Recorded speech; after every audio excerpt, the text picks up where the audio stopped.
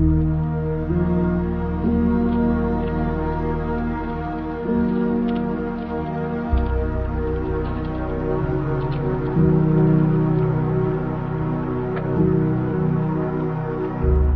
week on Haunted History Chronicles, we're unwrapping a most unusual kind of Christmas tale.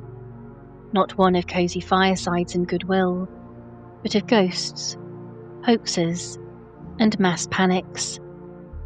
My guest is author and historian Paul Weatherhead, here to discuss his brand new book, Phantoms of Christmas Past: Festive Ghost Hoaxes, Ghost Hunts, and Ghost Panics. In the 19th and early 20th centuries, playing the ghost was more than a prank. It was a pastime that could spiral into chaos. Imagine Christmas gatherings that turned into ghost flash mobs, vigilantes chasing spectral figures through graveyards, and rumours so wild they sparked riots in city streets. From the tragic tale of the Hammersmith ghost to the bizarre luminous hat of the Dundee Phantom, from Richard III's ghostly green New Year's Eve return to the riotous scenes in Islington Churchyard, Paul's book uncovers 12 extraordinary episodes where festive cheer collided with mass hysteria. We'll explore how these ghost scares reflect society's anxieties, why Christmas was such fertile ground for hoaxes, and the strange costumes, from rattling pig bladders to glowing devil masks, that brought these spectral characters to life. And of course, we'll hear how communities, sometimes numbering in the thousands, came together in search of spirits, only to end up in riot, revelry, or tragedy. So join me as we dive into a Christmas history unlike any you've ever heard before, one of ghost hunters, hoaxers, and the darker side of festive folklore.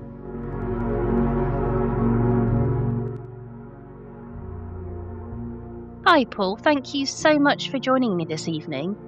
Do you want to just start by maybe saying a little bit about your work and sharing a little bit about yourself and your background, and how you first became interested in researching unusual and weird history?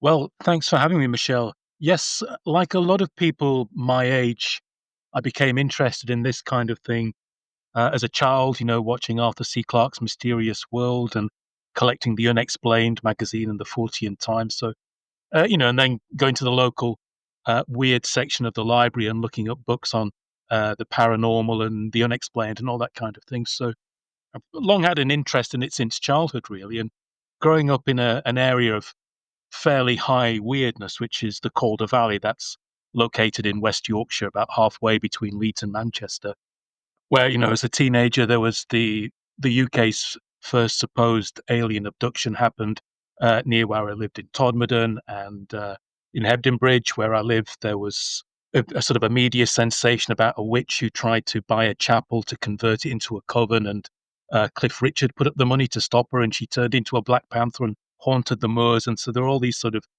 really interesting, quirky stories that I grew up, fascinated by. So that sort of led me to writing Weird Calderdale, where I sort of went through these legends. There hadn't been a book written about all of these sort of legends and strange episodes. So that's what sort of led to my interest, really, and led to the writing of my first book, Weird Calderdale. And some of your earlier work also explored phantom attackers and mass panics, particularly the Halifax slasher. What drew you to that subject, and how did it then go on to lead to your collaboration with Dr. Robert Bartholomew on social panics and phantom attackers? Yes, one of the chapters, one of the key chapters in Weird Calderdale was the story of the Halifax slasher.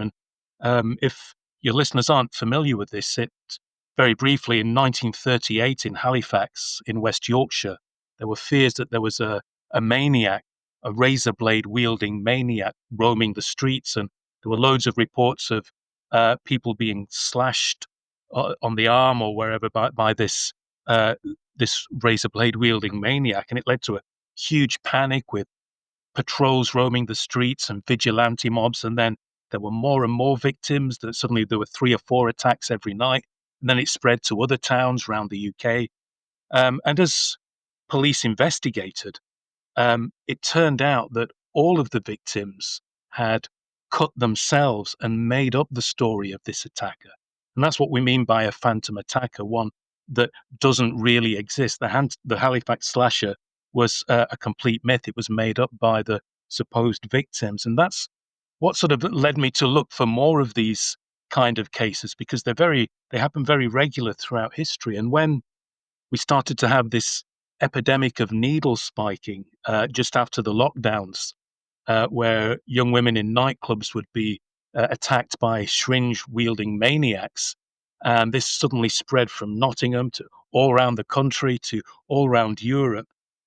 It suddenly struck me that this was very similar to the Halifax slasher in the way the pattern escalated. And of course, when I looked into it, it turns out it's not possible to inject someone with a drug, in a nightclub through their clothes without them looking. And all the toxicological reports came back negative. So the so-called needle spikers didn't exist. And that's what led me to contact Robert Bartholomew. I knew he was the expert, the world expert on mass hysteria and social panic. So that led to us writing an article for Psychology Today on the needle spiking myth, and then for The Skeptic, and finally on the book that we worked on together, Social Panics and Phantom Attackers, which is a sort of an academic look at how these strange panics erupt and spread and what causes them and all that kind of thing. Do you see your latest book then, Phantoms of Christmas Past, as a kind of a natural progression of some of those earlier interests? I mean, thinking in particular about these social panics and phantom attackers, do you kind of see it as a natural progression from that? I do see it as a natural um, development of that, because the new book, Phantoms of Christmas Past, looks at cases where there's been this kind of social panic, but related to a ghost or someone dressing as a ghost, and how that sort of ripples through society. And that, I suppose, it does have elements of Weird Calderdale in that it looks at weird history and the legends behind it and how they develop and how people react to them. But there is an element of the sort of the social panic. Funnily enough, I'd actually started working on the Christmas book before the other one, because when I was working on Weird Calderdale, as I was going through newspaper archives, I just noticed that there were loads of little ghost stories from all around the country, but there were people pretending to be ghosts, wearing ghost costumes. And they were so regular that I thought, I wonder if anyone's really written about these. And so I started to collect them. And so I've had a fascination for a long time. And I was going to write a book about them because I thought no one had done it. And then I found that someone had done it. There's an academic book. I took another turn and started thinking about Christmas books, Christmas ghost books. But then, there's a glut in the market in those as well. But then it occurred to me that a lot of these ghost hoaxes and ghost panics were occurring between Halloween and Christmas. And so all those ideas came together, and that's what led to the idea of Phantoms of Christmas Past. And it fascinates me how many of these ghost hoaxes, especially around Christmas and New Year, that kind of period, like you said, post Halloween, in the lead up to Christmas and then just after, that it's not also unique to the United Kingdom. It's something that you see around the world in Canada and Australia and so many other places where you have these accounts of ghost hoaxing that kind of crop up across the Australian Gold Coast, that appear in so many different parts of the world and lead to some really quite wild results, very similar to some of the accounts that we have here in the United Kingdom. It's fascinating that it does seem to be a global type of storytelling and experience that's shared by so many different countries. It is indeed. And, it's hard to say why that everybody, so many people feel the need to do this kind of thing to sort of fake these strange ghosts. But you're right, there have been similar kind of accounts all around the country, and and it certainly happens all the year round. It wasn't just at Christmas, although it seems to be clumped around Christmas and New Year. And I wondered partly if that's because Christmas, people often see Christmas as a liminal time, a place where worlds meet, the old year and the new year. So it is a time when people traditionally tell ghost stories. So that might make people more aware of the idea of ghosts. But also, especially in our hemisphere anyway, you've got uh, evenings getting darker, which, that affords more opportunity for dressing up as a ghost and scaring people. And so that's another thing. And also, with it being Christmas time, people are more likely to have been out to the pub celebrating, and that might be another motivation for either going on a ghost hunt or indeed pretending to be a ghost. So just kind of diving into your book specifically, I mean, it's a very unique approach to Christmas ghost stories. How would you describe it to someone picking it up for the very first time?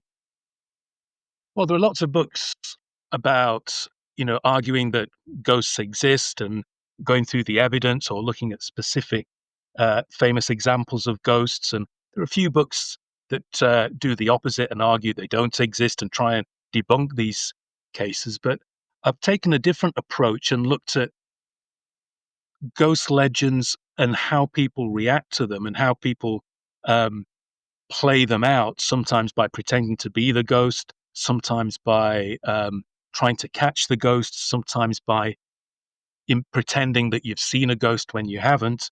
Um, and I'm putting all these things together, and because when you start looking at some of these ghost hoaxes, really interesting and unusual stories develop, and the stories that connect local folklore with strange events, with media sensationalism, and occasionally with mass hysteria and mass panics. And, briefly earlier you touched upon some of the reasons why you think that these types of accounts of ghost hoaxing and these ghost hunts and these panics seem to happen around the time frame that we've been thinking about, that lead up to Christmas. Are there any other reasons that you kind of think that this is a kind of a time that seems very apt for these types of stories and accounts to occur? Are there any other reasons that maybe you haven't already shared with the listeners? Yes, one other thing that occurred to me, and it's quite a prosaic reason, really, is that um, Christmas time, as Christmas approaches, newspapers are looking for fun stories with ghosts in. And so I think, although these panics happened all the time, I think especially at Christmas, newspapers are much more likely to devote time to it, maybe devote a second story to it, maybe send a reporter to investigate it, to see what's going on. And so I think maybe we know more about them just because the newspapers are more interested in a fun Christmas ghost story. So that, as well as it being dark, and as well as Christmas being the time of ghost stories, I think those together would seem to be the main reasons why these tend to cluster around between Halloween and New Year, let's say. So, do you want to maybe explain the concept then of playing the ghost and why it became such a popular pastime in 19th century and the early 20th century? Yes, playing the ghosts is an activity that was rife throughout this time, and at its most basic, someone would throw a white sheet over their head, hang around at night in a scary place, maybe a graveyard or a quiet lane, and then jump out at someone who was passing by, and then make scary ghost shapes and try and scare them. Um, Occasionally, the costumes would be more elaborate. There might be luminous paint or whatever. But this was so common, and often it would lead to people being scared to go out.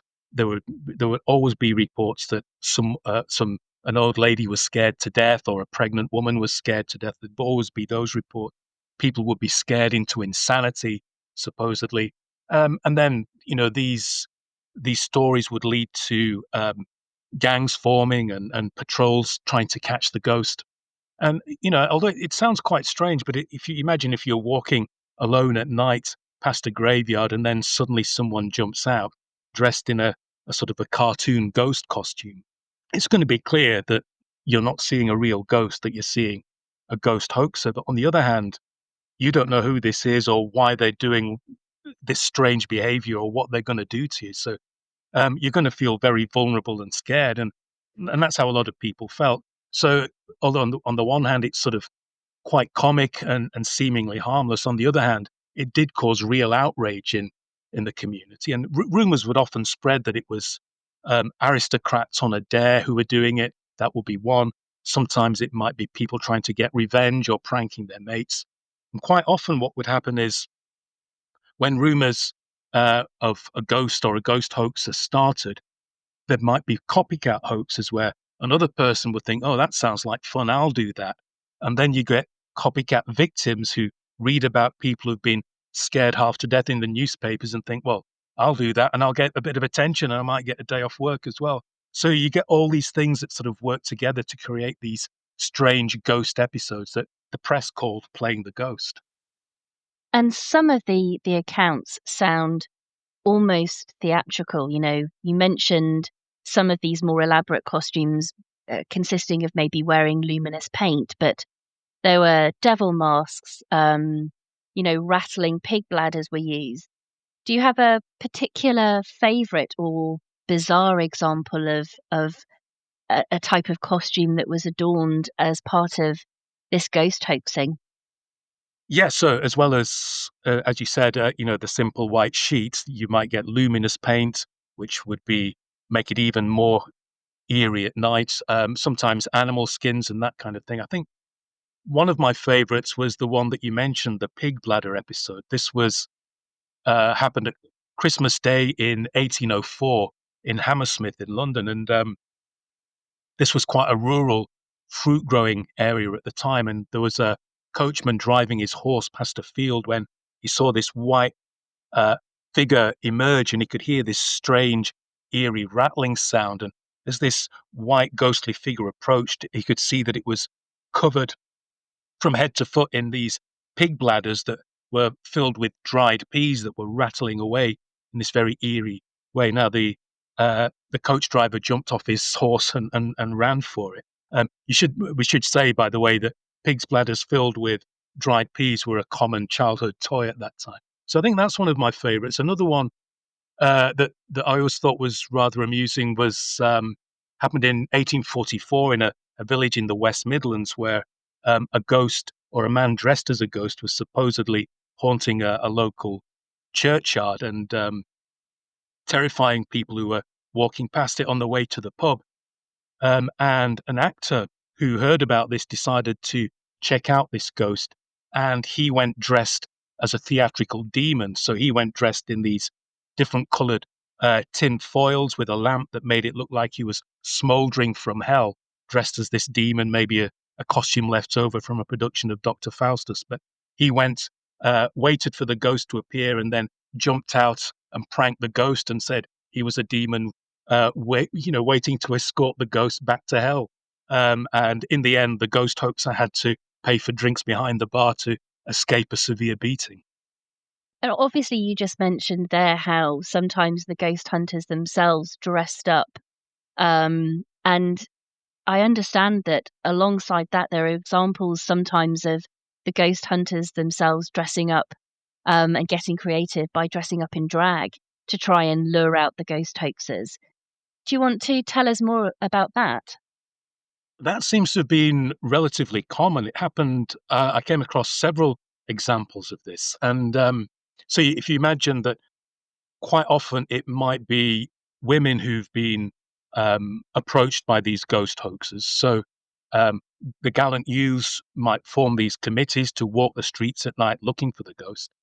And one thing that they would do would sometimes they would try and honey trap the ghost hoaxer by dressing as women. Now, you can imagine if you've seen modern ghost hunts on TV where everyone's whispering and it's infrared cameras and it's all quiet and there's all this electric equipment. This was nothing like that. This would have been more like a drunken stag party. So you can imagine there'd be joking and laughing and drinking. And so it would have been almost a carnivalesque kind of experience. And these ghost panics weren't obviously just private jokes. They often sparked, as you kind of mentioned briefly earlier, these mass gatherings. Do you want to just describe what you mean by a ghost flash mob?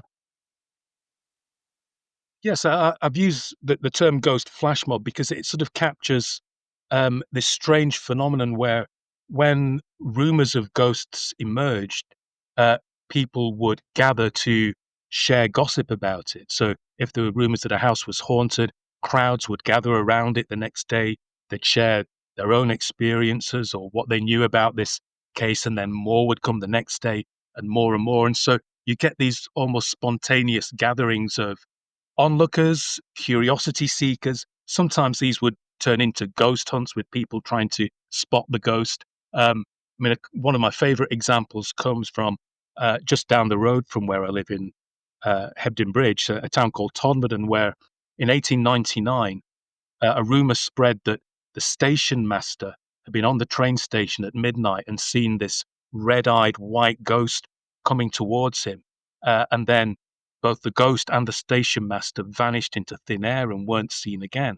So the next day, there was a huge crowd outside the train station trying to find what happened and sharing their gossip.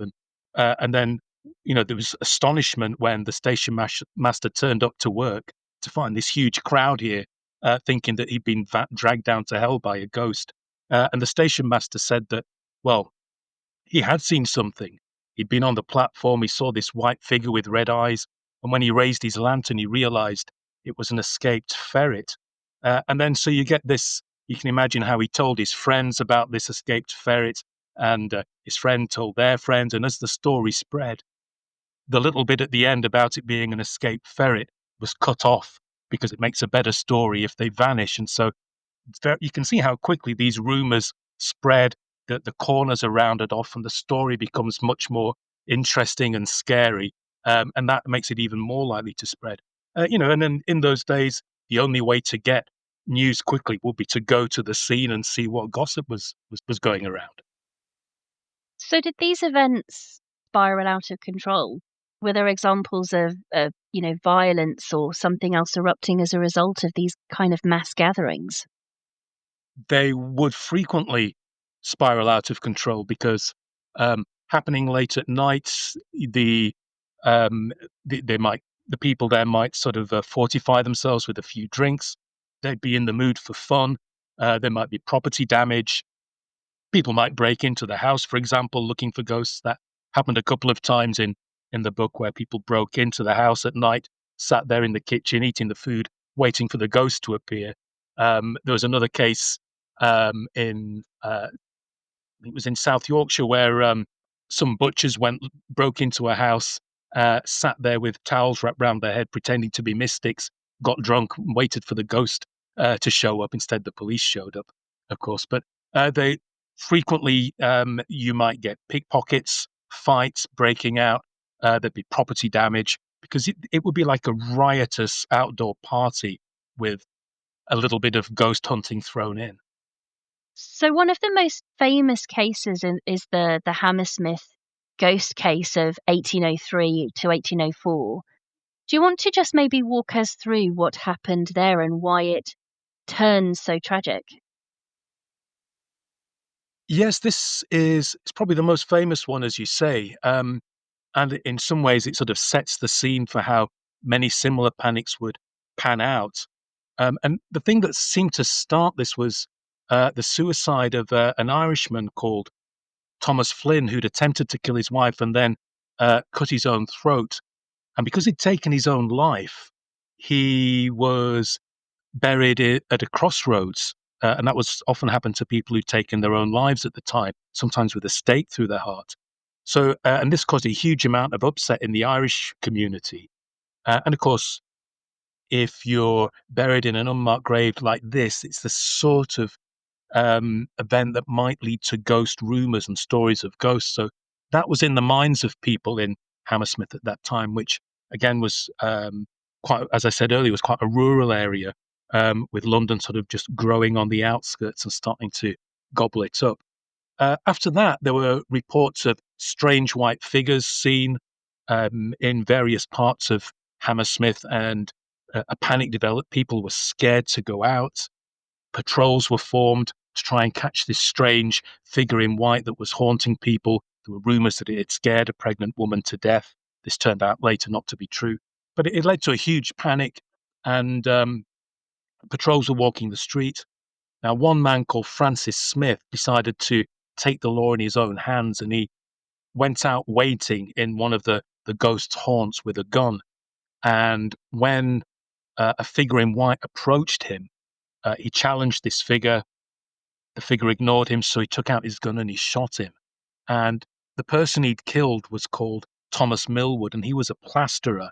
And that's why he was dressed in white. The plasterer's traditional working costume was in all white. And so, again, this caused another sensation, with huge crowds trying to get into the church to see the body of the unfortunate man who was killed. Now, often these kinds of ghost panics will dissipate if some kind of scapegoat is found. And in this case, there was a shoemaker called John Graham, and he was caught um, dressed up as a ghost, with a white sheet on his head. And he said, he'd only done it once, and he did it because he wanted to get revenge on his apprentice, because his apprentice had been telling his children scary stories. Now they couldn't sleep.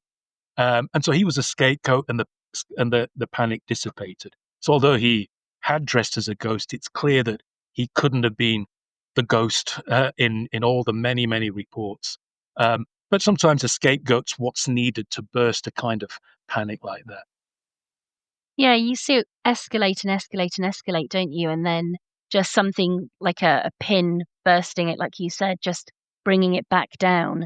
I mean, in kind of research, I came across a very similar account to the Hammersmith ghost case, which happened in Canada around the New Year period, where similar sets of circumstances happening, and then basically what transpired was someone being shot in the middle of a quite crowded square on New Year's Eve. But what's so fascinating about that particular case is how it then goes on to spark further ghost stories of the man who was subsequently shot accidentally, believing this, he was believed to have been a real ghostly figure.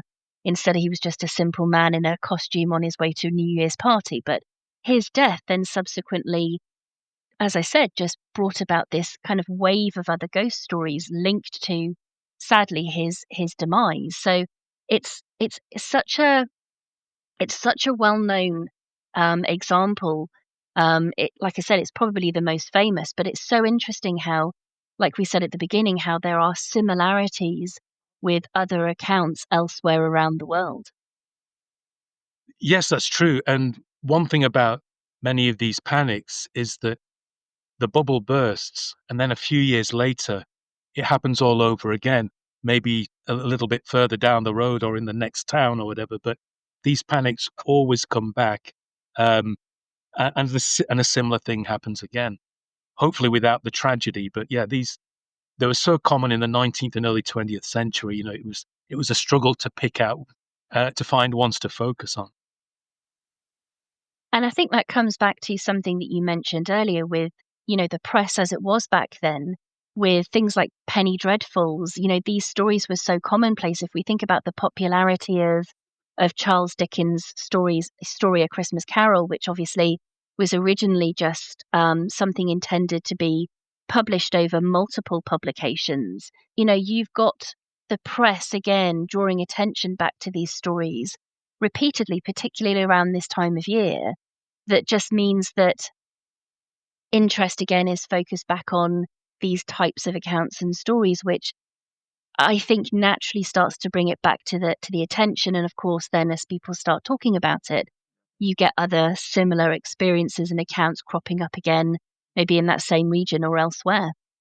Yes, that's right. And as well as Dickens and the press, you start to get things like the Illustrated Police News, which was often called Britain's worst newspaper, which often had lurid images of the fake ghosts, and and the mobs trying to catch them, and so on. So all these added to to these strange episodes. And another kind of well-known case that you talk about in the book is the Islington Graveyard Riot of 1899, which sounds extraordinary. How did a simple ghost rumor there escalate into the chaos that was obviously seen? It all seems to have started with a letter to a newspaper. The letter was signed Mr. J. Chant, and it said that on Christmas Day, 1899, he'd been walking past St. Mary's Church and he'd seen a strange figure in white there. From the letter, it's clear that he thought this was somebody, probably somebody pretending to be a ghost. And so he said, um, the next night I'm going to go and look for him again. And of course, the next night, he was joined by hundreds of other people who'd read this letter. So suddenly you get hundreds of people congregating at night around this churchyard. And so the press called it a vulgar riot because you'd get people running around among the graves, shouting, screaming, making ghost noises, jumping out on their friends, trying to scare them. This was Christmas time. Many of them had been at the pub and they were drunk. So you had a huge crowd inside a very small area. The police came and they tried to get people out of the graveyard and away. But as soon as they pushed them out of one entrance, they just went round and got into another entrance. And as the crowd grew bigger, more and more people turned up. And because the police were trying to keep them out, they thought, well, it must be something that's worth seeing. And of course, a few people seem to have lost belongings in there. There were a few minor assaults and things being stolen as well.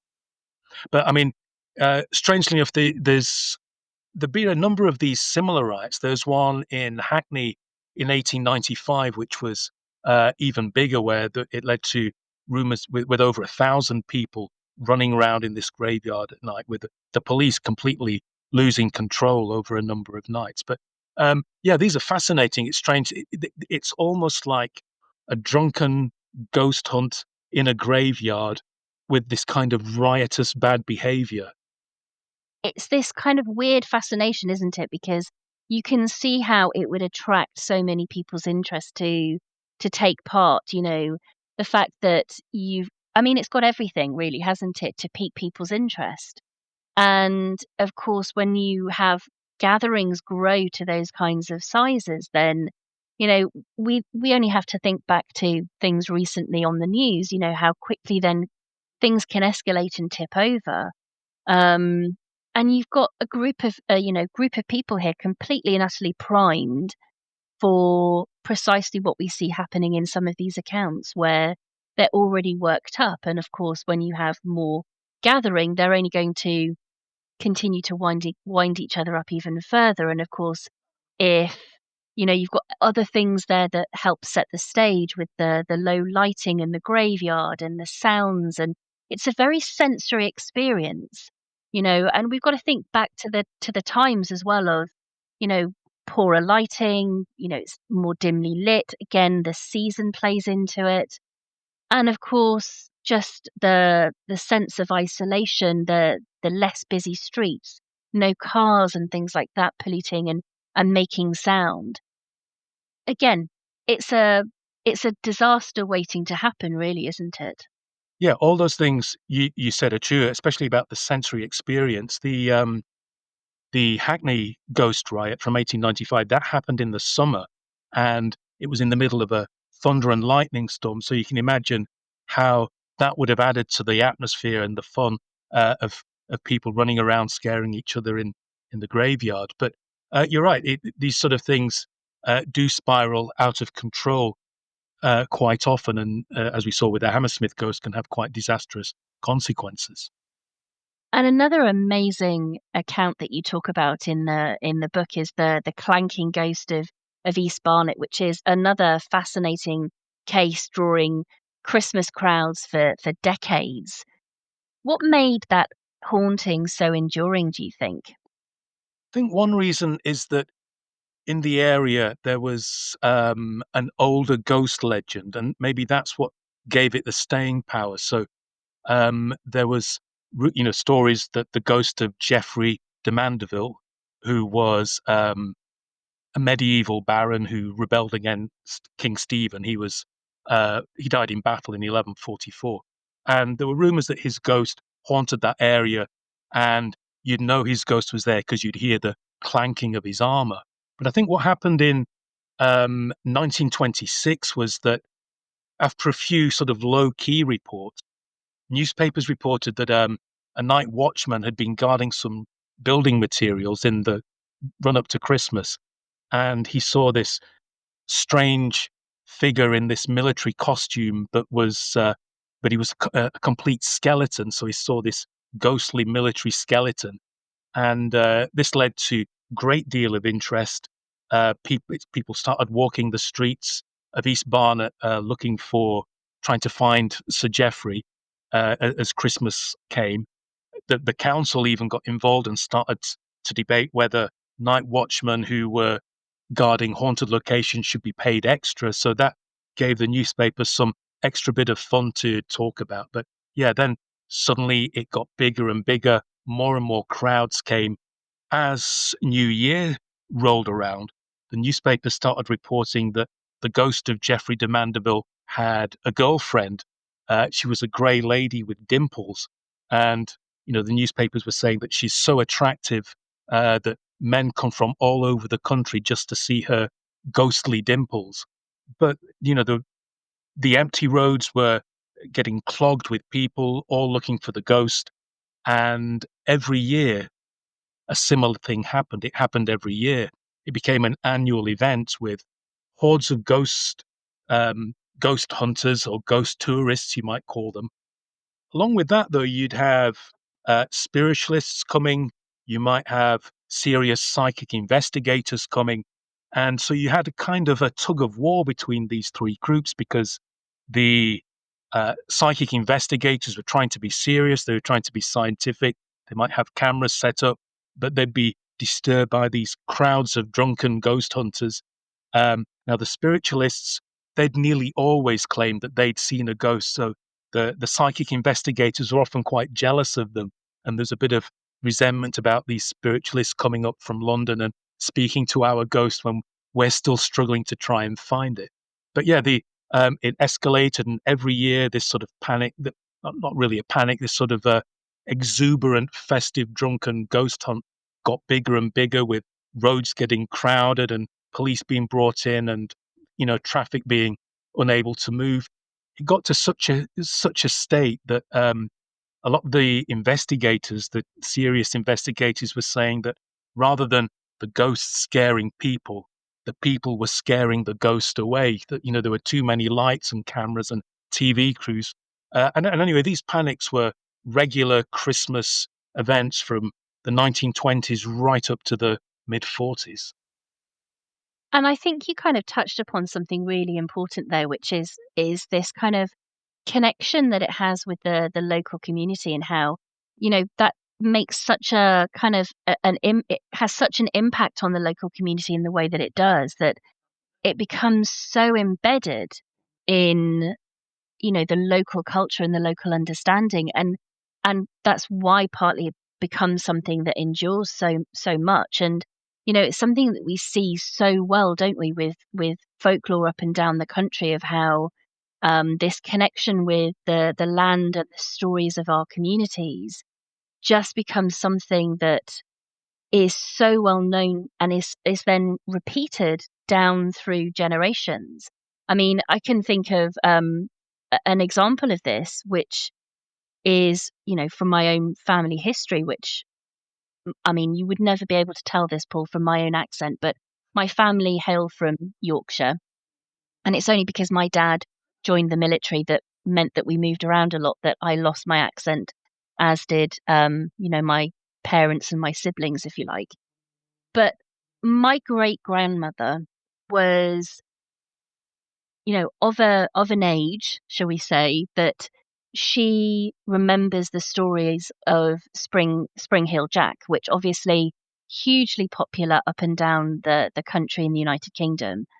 And in Yorkshire, it's sparked its own stories with the Park Ghost, which was nearby to where my great grandmother lived and grew up as a young child. And obviously, that's a site that's very much kind of linked with pretty awful history, whereby there was a huge mass burial after an epidemic. So there was a mass grave basically in that area. So you've got this local tragedy that somehow becomes associated with the park ghost, which is an alias of Spring Hill Jack. And my great grandmother would share these stories with her children and my dad. And so this is something that became part of our storytelling within our family, as well as obviously something that was known really well in this area, and obviously sparked people regularly gathering on this site at various times, almost like an annual thing at some points, because of the popularity of this legend that somehow became so much embedded in the landscape. And I think we see that similarly here with this account that you just shared. You've got something that becomes ingrained in the minds of the people that have experienced it, to the point where they share it, and it goes down through the generations then. So it keeps renewing this interest in people who weren't even there at the time, who experienced it firsthand. Yeah, so that's sort of informed the way that I've presented the book, because I've organized some of the chapters in it as tales of individuals who met the ghost or were scared of the ghost or who were the ghost, because it's all these little patchwork of tales, individual stories that sort of come together to make up these strange events. And like you said, it sort of also becomes a social event, because I think when people were gathering to try and see the clanking ghost of East Barnet or any of other of these ghosts, they were not really expecting to see the ghost. What they were expecting was to have some fun with their friends, do some drinking, do some messing around, larks in the dark, um, and just to have fun and let themselves go away from the rigors of their working life and the drudgery of the daylight hours. And I think you're absolutely right. It becomes almost, like you said, a social event, a social affair, doesn't it?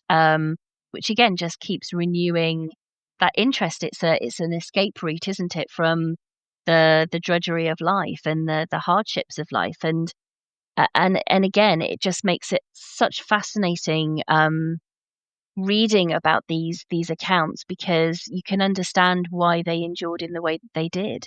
And it reveals so much about the people and the time frame and the social history of that local community. It does. It is what makes these stories so fascinating, and it's also, I think, tells us a lot more than taking a more black and white, do they exist or not approach to ghost stories. Because by taking this approach, you get to explore both the background and the legends, as well as the way people react and behave with these legends, and the kind of behavior that it's it, that they do as a consequence, and how people react to it, and how society reacts, and then how these things sort of evolve and change and then keep on coming back and keep on recurring. And again, just coming back to the book and the some of the many accounts that you obviously share in there. One of the others that was just really fascinating was this account that came from Dundee, where you have a phantom with a luminous hat, which eventually gets caught thanks to a dog. Do you want to tell us some more about that amazing story? Because it is unbelievable. It's so intriguing. Yes, this is often called in the press. It was called the Lochee Ghost. So Lochee was a part of Dundee, and at the time, this is in 1900. It was um, inhabited by a lot of Irish settlers, so it was called Little Tipperary at the time. And interestingly, as we said before, that often these ghost hoaxes would sort of spring up around places where there were spooky legends. And in Lochee, there was a building known as the Cradle of Logie, and the legend was something that a real man whose name was Fletcher Reed had married an Indian princess and promised to her father that he would look after her as if she were a baby in a cradle. But then when they moved to Scotland, he threw her in this building and locked her in there, and she eventually died. And she supposedly became this ghost that they called the Dark Lady of Logie. Fletcher Reed, by the way, got his comeuppance. He was lured to India and then tortured to death by the princess's family. But against that background of this spooky legend, you had rumors of this strange figure being seen with this luminous hat haunting this strongly Irish area of this Scottish town. And that, of course, led to patrols being formed with their, armed with clubs, roaming the streets, trying to find the ghost. Occasionally, people would give chase to a figure they saw, but the ghost would always escape. And eventually, a man took a dog out. I think it was a wee terrier called Nettle, and they gave chase to the ghost on a number of occasions. And finally, Nettle managed to sink his teeth into the ghost's calf and pulled off the sheet that was covering his head, and he was revealed. And so it's almost like a kind of a real life Scooby Doo, where if it wasn't for that pesky dog, the ghost would have got away with it. And you stole the words right out of my mouth, because that's exactly what I was thinking. It is almost like a Scooby-Doo cartoon. It's so so incredibly fascinating and unique and intriguing the way that it played out. But it's an incredible example of precisely what we were talking about. But in this case, we've got a dog thrown in to boot, which again just makes it so compelling to find out more about it. It's a great addition, I think, to the book, because it's a wonderful story. It's a fascinating story. Yes, and as it says a lot about the way that people react, because people were so scared of the ghost of Loki that there were rumors that the number of weddings was falling because young couples were too scared to go out and court in case they saw the ghost. There were lots of cases of mistaken identity where, long distance runners or whatever were mistaken for the ghost. So it became a true panic in that it sort of consumed the area. And of course, obviously one of the other really good examples that you touch upon in the book is a really colourful tale. It's obviously the account of the luminous green ghost of King Richard III, which is spotted sometimes on New Year's Eve in 1921. Do you want to tell us what happened there, and how the press responded to that particular report of a ghost? Yeah, so of course, King Richard III died the Battle of Bosworth in 1485, and um, this happened at a place called Ambion Hill near Leicester. And a local newspaper published a story New Year's Eve, like you said, in 1921, where they described the experience of a farmer coming home from the pub after a New Year's drink, and he walked past Ambion Hill, and he saw this strange green mist, and he went to investigate, and he saw that there was a figure with a crown on its head, wearing this plum velvet cloak, really ugly, humpbacked figure. He said it was, and it eventually it spoke to him, and he described its voice as being like a rusty key in a lock. And the ghost said that he was the ghost of King Richard III, and every New Year's Eve, for 6 hours, he haunts this area where he had his final battle. But on this occasion, he decided to speak to someone for the first time. So he told this farmer that his message to the world was to stop chopping down trees on Ambion Hill. Um, and so this account was printed in the newspapers. It was clear by the way it was written that it was meant as a joke. It was a very tongue-in-cheek style. The ghost is very cartoonish. Um, in the article, the farmer is referred to as a bluff farmer, almost giving up the game away.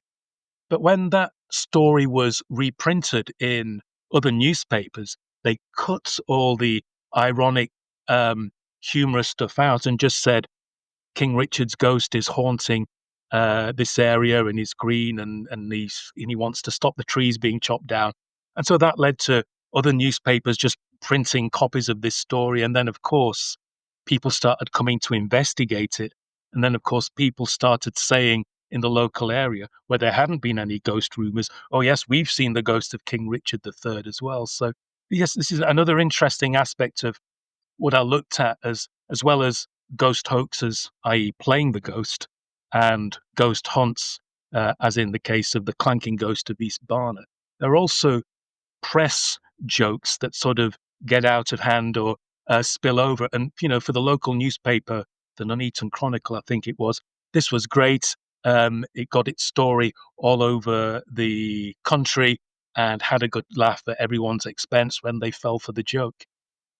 And it kind of has everything again, doesn't it? Because it falls into that fascination that we have of royal ghosts and sightings of kings and queens. Again, sometimes particularly around Christmas and New Year, where we have this prevalence of these types of stories. But like you said, it's something that grew and grew and grew because you've got this fantastic account that just again sparks that interest, doesn't it? And of course, you've got the press there monopolizing, taking advantage of that situation, I think.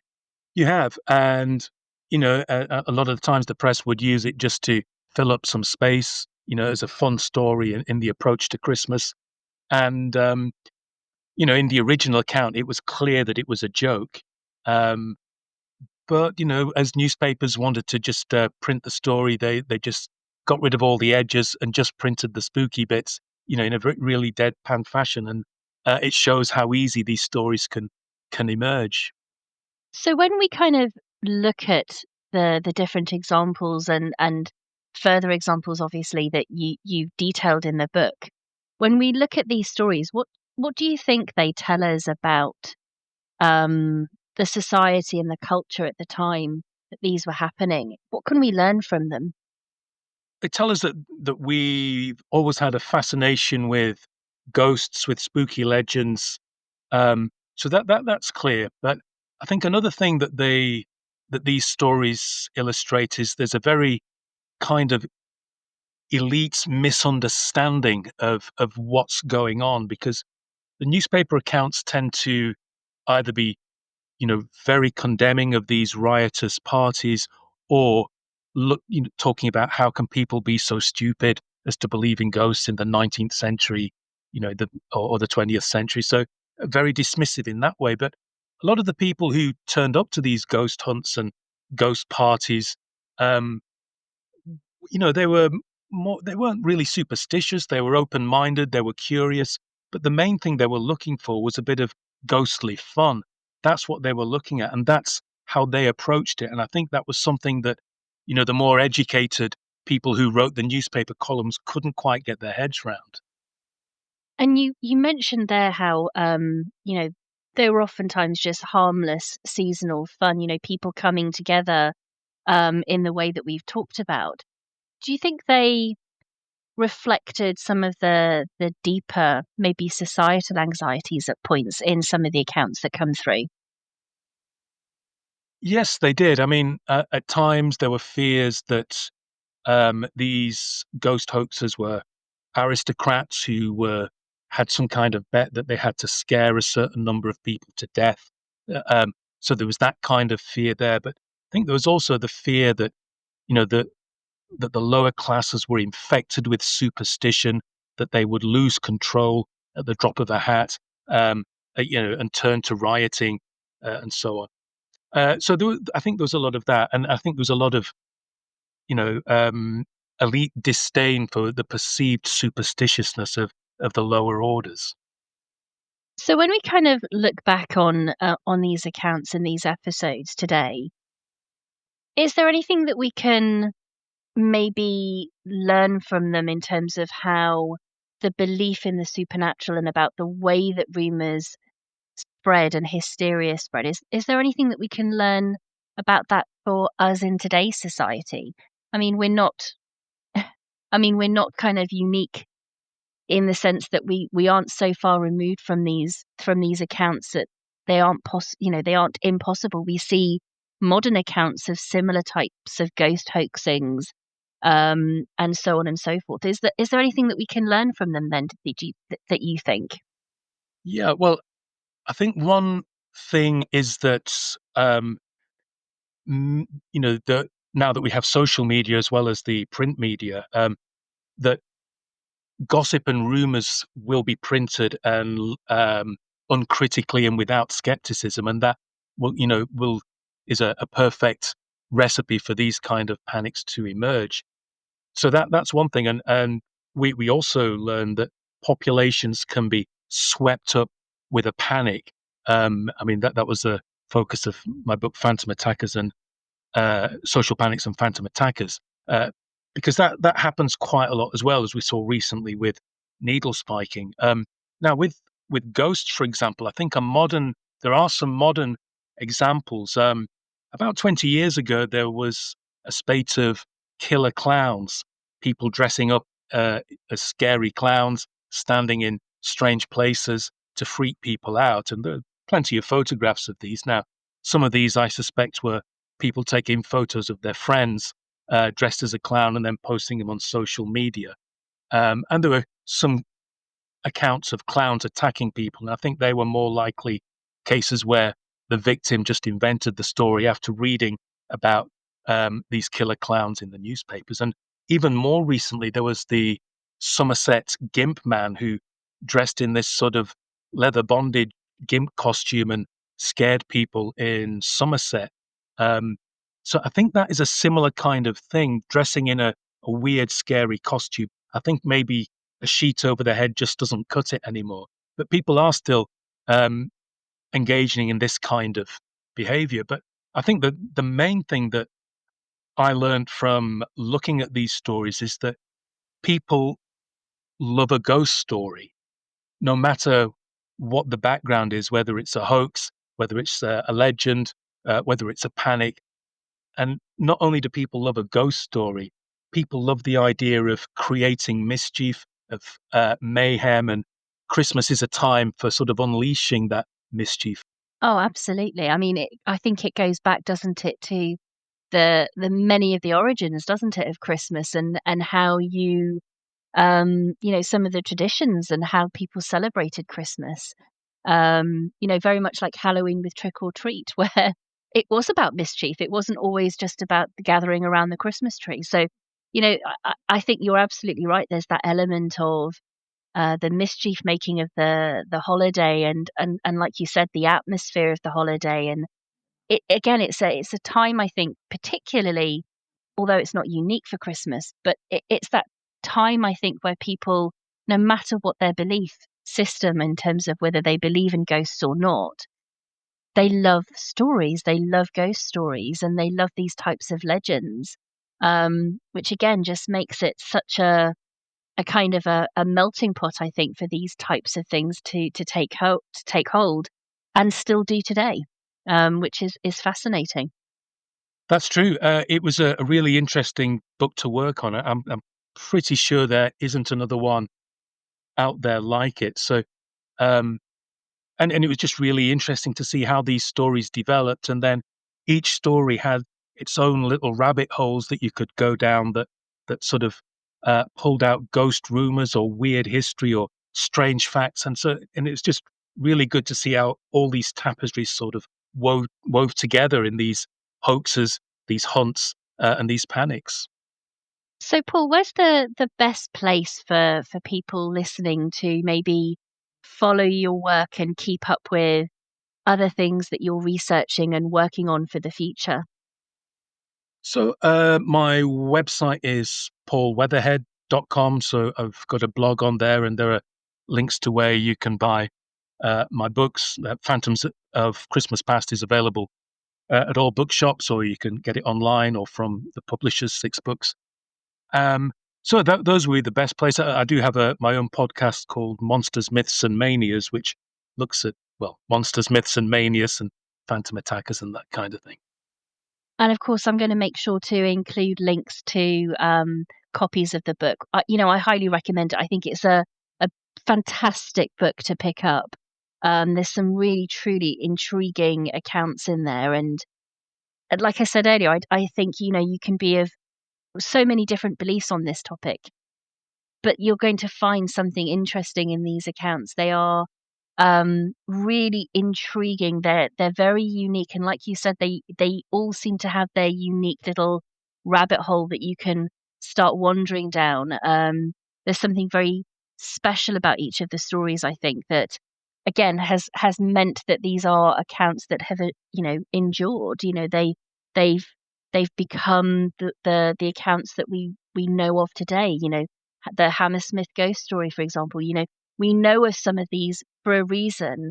But what's so great about this book is that you highlight some of these maybe hidden gems that maybe people wouldn't be aware of, that are equally as intriguing and equally as fascinating, that I think will be of real interest to people. So it's one I very much highly recommend around Christmas or any time of the year. I don't think it's specific to the holidays. So I'll make sure to include all of those links, Paul, in the podcast description notes, and as well as on the website. Great. Thank you very much.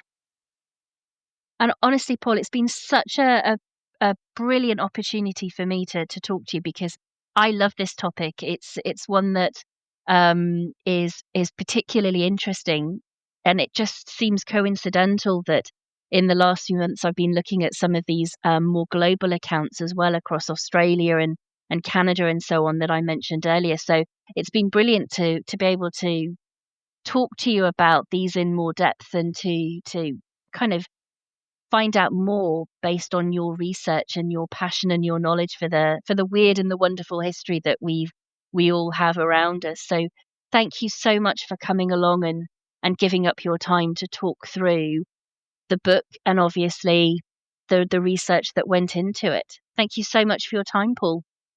Thank you, Michelle. Thanks for having me. I really enjoyed it. And I'll say goodbye to everybody listening. Bye, everybody.